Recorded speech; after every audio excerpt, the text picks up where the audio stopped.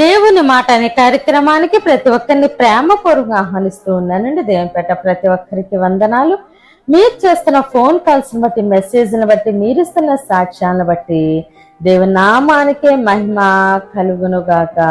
ఈ రోజు దేవుడు మన కొరకు సిద్ధపరిచిన శ్రేష్టమైన వాగ్దానం చూద్దామండి. ద్వితీయోపదేశ కాండము 28వ అధ్యాయము 8వ వచనము. నీ కొట్లలోనూ నీవు చేయి ప్రయత్నములన్నింటిలోనూ నీకు దీవెన కలుగునట్లు యెహోవా ఆజ్ఞాపించును. నీ దేవుడైన యెహోవా నీకిచ్చుచున్న దేశములో ఆయన నిన్ను ఆశీర్వదించును. ఆమేన్. దేవుడి రోజు మనతో మాట్లాడుచున్న ఆయన మంచి మాట, నీకు దీవెన కలుగునట్లు యెహోవా ఆజ్ఞాపించును. ఆమేన్. దేవుడు నిన్ను ఒక దీవెనగా ఉంచుతానని మాట్లాడుతున్నారు. నీకు దీవెన కలిగినట్లు దేవుడే ఆజ్ఞాపించారు. దేనికి? నువ్వు చేసిన ప్రతి ప్రయత్నానికి కూడా నీకేమేమి కావాలో అవన్నీ దేవుడు ముందుగానే సమకూర్చారు. ఆయన ఆజ్ఞాపిస్తున్నారు, ఇదిగో నువ్వు నా బిడ్డకి ఈ విషయంలో నువ్వు దీవెనకరంగా ఉండాలి, నువ్వు ఈ విషయంలో నా బిడ్డకి లోబడి ఉండాలి, నా బిడ్డకి నువ్వు ఇది అనుగ్రహించాలి, నువ్వు సమృద్ధి ఇవ్వాలని మనం ఏ ప్రయత్నాలు చేస్తున్నామో వాటికి దేవుడు ఆజ్ఞాపిస్తూ ఉన్నారు. అది నీ ఉద్యోగ ప్రయత్నం కావచ్చు, నీ పరిచర్య కావచ్చు, నీ వ్యాపారం కావచ్చు, నీ ఆరోగ్య పరిస్థితి కావచ్చు, నీ ఆర్థిక పరిస్థితి కావచ్చు, లేదా ఆధ్యాత్మిక విషయంలో కావచ్చు, ఏ విషయంలోనైనా సరే నువ్వు దేని కొరకు ఆశపడుతున్నావో, నువ్వు ప్రయత్నిస్తూ ఉన్నావో, దేవుడు వాటికి ఆజ్ఞాపిస్తూ ఉన్నారు. నీకు అవన్నీ ఒక దీవెనకరంగా ఉండాలని, నీకు దీవెన కలగాలని దేవుడు ఆశపడుతున్నారు.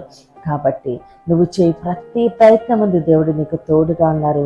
అంతేకాకుండా దేవుడు నువ్వు ఎక్కడున్నావో, ఎక్కడ వ్యాపారం చేస్తున్నావో, ఎక్కడ ఉద్యోగం చేస్తున్నావో, ఎక్కడ నివసిస్తూ ఉన్నావో, ఎక్కడ నువ్వున్నా నిన్ను దేవుడు ఒక ఆశీర్వాదకరంగా ఉంచబోతున్నారు. నిన్ను ఆశీర్వదించును. దేవుడే నిన్ను ఆశీర్వదిస్తూ ఉన్నారమ్మా. మనుషుల ఆశీర్వాదం ఎంతకాలం? వాళ్ళు ఎంతవరకు ఆశీర్వదించగలరు, వాళ్ళు ఎంతవరకు హెచ్చించగలరు, వాళ్ళు ఎంతవరకు మనకు సహాయం చేయగలరు, ఎంతవరకు వాళ్ళకు మనకు తోడుగా ఉండగలరు. ఏదైనా మన దేవుడే చెయ్యాలండి. ఏ విధముగానైనా మనల్ని ఆశీర్వదించేది మన దేవుడే. కృపచూపు దేవుని వల్లే మనం పొందుకుంటున్నాము. కాబట్టి దేవుడు మనల్ని దీవెన అనుగ్రహించి మనల్ని ఆశీర్వదిస్తూ ఉండగా సమస్త ఘనత, మహిమ, ప్రభావాలు మనము దేవునికి చెల్లిందామండి. ఈ కొద్ది మాటలో దేవుడు మన వినికల్లో దీవించి ఆశీర్వదించును గాక. ఆమేన్.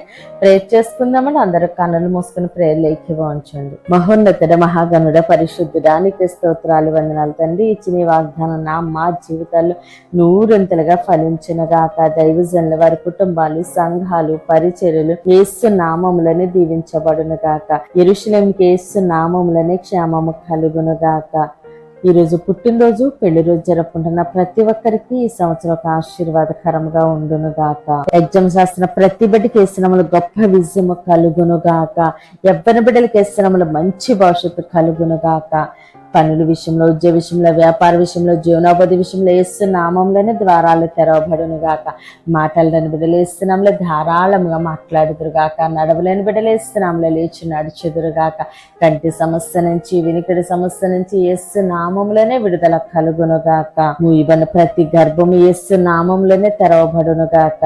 మాటలని బిడ్డలు యేసు నామములో ధారాళంగా మాట్లాడుదురు గాక. నడవలేని బిడ్డలు యేసు నామములో లేచి నడుచుదురు గాక. కంటి సమస్య నుంచి, వినికిడి సమస్య నుంచి యేసు నామములోనే విడుదల కలుగునుగాక. అనారోగ్యంతో ఉన్న బిడ్డలకి యేసు నామములో సంపూర్ణ స్వస్థత, విడుదల యేసు నామములోనే కలుగునుగాక. వివాహాలు కావలసిన బిడ్డలకి యేసు నామములో ఘనమైన వివాహములు జరుగునుగాక.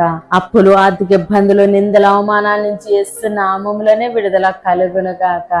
చిన్న బిడ్డల చుట్టూ, ఆడబిడ్డల చుట్టూ, ఎవ్వని బిడ్డల చుట్టూ యేసు నామములో అగ్ని కంచె ఉండునుగాక. ప్రతి బిడ్డ రాకపోకలను దేవుడు తోడుగా ఉండి క్షేమమైన ప్రయాణం అనుగ్రహించును గాక. పంటలు పండిస్తున్న ప్రతి రైతుని దేవుడు దీవించి ఆశీర్వదించును గాక. దేవుని మాట అనే పరిచర్యలో పాలిభాగస్తులై భారం కలిగి ప్రార్థన చేయుచున్న ప్రతి ఒక్కరిని దేవుడు బహుగా దీవించి ఆశీర్వదించును గాక. ఆమేన్, ఆమేన్, ఆమేన్. దేవుడు మిమ్మల్ని, మీ కుటుంబాన్ని దీవించి ఆశీర్వదించును గాక. ఆమేన్.